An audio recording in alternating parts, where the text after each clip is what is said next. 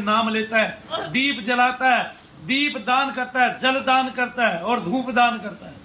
तो आपने अपने घर में जल लेना है, धूप लगानी है और दीप लगाना है। आपने बोलना है मनु भैया को साक्षी मानकर, शनिदेव महाराज, शनि धाम के दूतों, मैं आपको दीप दान करता हूं या करती हूं, मेरे दीप को ग्रहण करो। मेरे घर में रहने वाले, मेरे शरीर में रहने वाले, मेरे पारिवारिक सदस्यों के शरीर में रहने वाले, क्या बोलना है, मेरे घर में रहने वाले, मेरे शरीर में रहने वाले, मेरे पारिवारिक सदस्यों के शरीर में रहने वाले प्रेत को, किसको, पितृ को, मलिन देवी देवताओं को, जो तांत्रिक के शिकार हुए हैं या तांत्रिक के इष्ट थे और उन्हें मलिन क्रिया करके, मलिन भोग देकर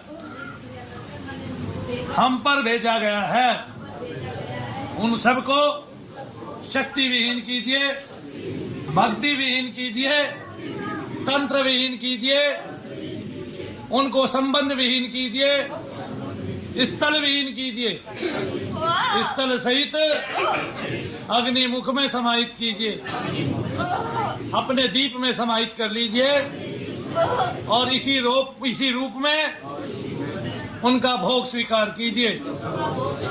तो वो कम होते चले जाएंगे, उनका शक्ति, उनका बल, उनका सब कुछ घट जाएगा। और अगर आपको कोई रोग है तो बोल दीजिए कि मेरे रोगों को भी आप अग्नि रूप में समाहित कर लीजिए।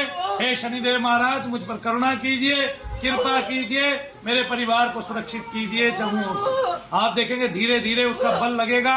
आपको एक बार खाज खुजली होगी अगर आपके पितृ है तो। दुनिया में कोई है, दुनिया में कोई भी है, अगर उसके परिवार में कोई मरा हुआ शांति पाए हुए है, हिंदू है, मुस्लिम है, सिख है, ईसाई, उनके यहाँ पे उनके शरीरों में दीप जलाते ही दर्द बढ़ जाएंगे। आपने देख लिया। तो कौन ऐसे व्यक्ति हैं जिन्होंने दीप जलाया और उनके दर्द भी बढ़े और खाज खुजली भी बढ़ी? बताइए, देखिए कितने हाथ उठे जरा।